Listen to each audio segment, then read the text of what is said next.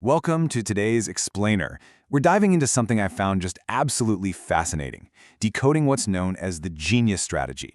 We're going to figure out how we can actually borrow the exact mindsets of history's greatest innovators to completely revolutionize youth education. You know, if you're involved in shaping the minds of the next generation, especially in a Sunday school or ministry setting, you already know the hurdles. Keeping students engaged is tough, right? Well, today we're going to look at how we can make our educational approach way more effective, highly attractive, and fully modernized for today's youth, literally just by shifting how we think. Here's a quick look at our roadmap. First, what is Genius strategy? Second, the 4 Genius principles. Third, application in Sunday school. And finally, ministry leadership and results.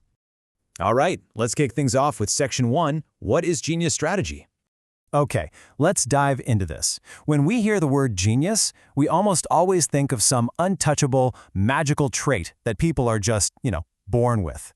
But what if it's actually a methodology? The strategy we're looking at today relies heavily on scientific studies and the documented experiences of great historical figures. It's defined as a studied mindset used by innovators to solve problems and create entirely new things by thinking outside conventional boundaries. So it isn't just this innate gift, it's a repeatable, structured strategy. It requires you to look at a problem in a way that completely breaks free from how an ordinary person might approach it. In fact, studies actually show that genius-level output is often more about relentless, structured curiosity than simply having a high IQ. It's really about training your brain to reject that obvious first answer. Moving right along to Section 2, the 4 Genius principles. So what are the actual nuts and bolts of this mindset? To understand that, we're going to look at 4 distinct principles, each championed by a totally different type of historical innovator. Our very first principle comes from the ultimate Renaissance man himself, Leonardo da Vinci.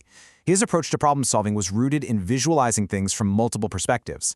Da Vinci didn't just paint the Mona Lisa. He literally dissected human faces to understand the muscles underneath.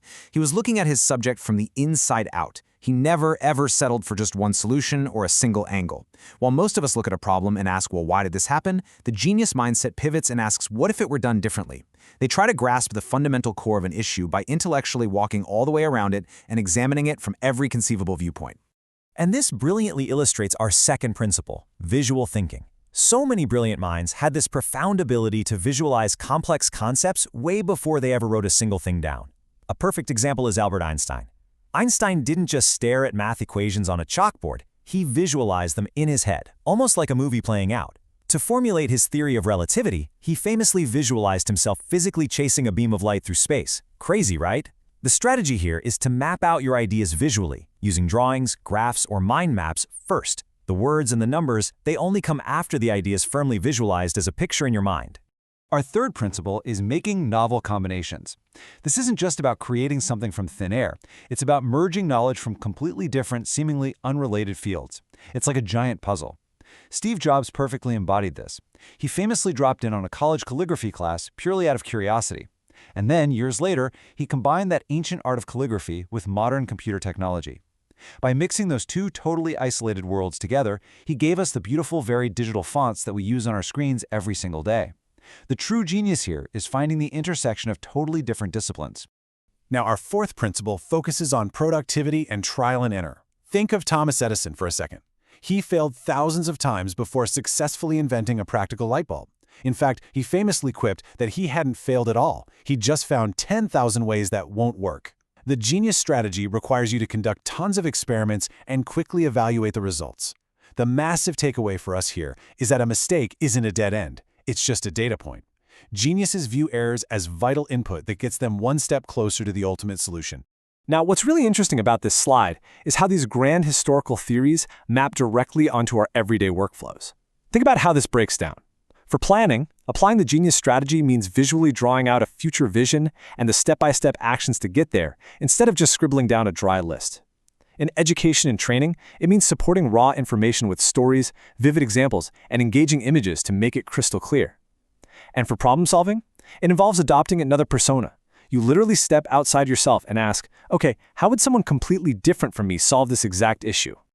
So, as we're looking at all these incredible concepts from science, art, and business, the obvious question pops up. How do we actually use this in Sunday school? If we have this massive responsibility of shaping the next Christian generation, how do we take the mindsets of Da Vinci, Einstein, Jobs, and Edison and apply them directly to our youth ministries this coming weekend? Which perfectly leads us into Section 3, Application in Sunday School.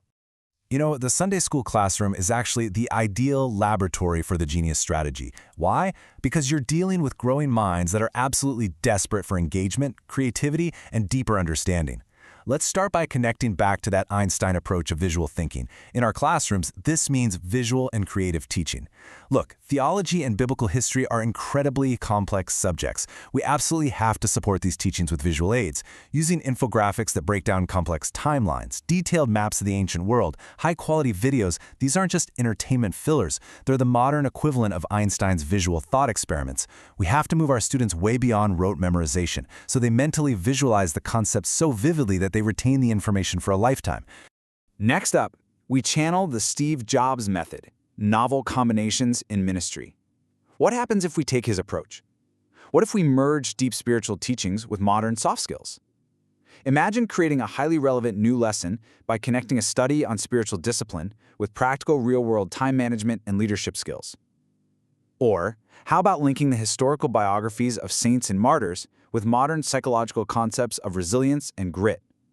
By making these novel combinations, that is exactly how you make ancient texts feel incredibly immediate, useful, and relatable for a modern teenager. Now, to apply Da Vinci's concept of multiple perspectives, we have to dramatically increase student participation. Teachers really shouldn't just be standing at the front lecturing the whole time. We need to build reasoning skills through active, multi-angled participation. We're talking about encouraging robust group discussions. Have the older students present their own research. And most importantly, teach them the art of asking questions. By encouraging them to ask questions from all angles, we aren't weakening their faith. No way. We're building a multidimensional, resilient understanding, exactly like Da Vinci would. We want them to embrace their faith through reason and deep knowledge, rather than just blind acceptance. Finally, we connect to Edison's trial and error through continuous improvement. Sunday school ministries must be constantly evaluating their teaching methods, their stage arts, and their curriculum development. Don't just guess if a lesson landed well. Just like Edison treated a blown bulb as valuable data, we need to treat a flat, unengaging lesson as a chance to pivot. Actually, scratch that. It's more like a necessary course correction. Use surveys to actually measure the impact on the students, gather the data, and iterate. If a certain approach totally fails to engage the youth, treat that mistake as valuable input, adjust your methods, and try a completely new angle next week. Let's move to and see how this builds right into our final section, Section 4, Ministry Leadership and Results. So, what happens when the leadership team actually adopts these exact strategies? We're talking about a fundamental shift in how the entire ministry operates. So the crucial point is this ultimate toolkit that maps our principles right to real-world results. When leaders use creativity in Sunday school, like introducing completely new stage arts or fresh methods for holiday events, the expected result is a tangible, undeniable increase in membership and youth interest. When they use strategic communication, connecting their ministry through technology, apps, and social media, the result is reaching young people absolutely everywhere they already are. And when leaders take a holistic view, combining spirituality with economic and social life principles, the ultimate result is producing deeply independent, morally grounded members of society. And isn't that the whole point?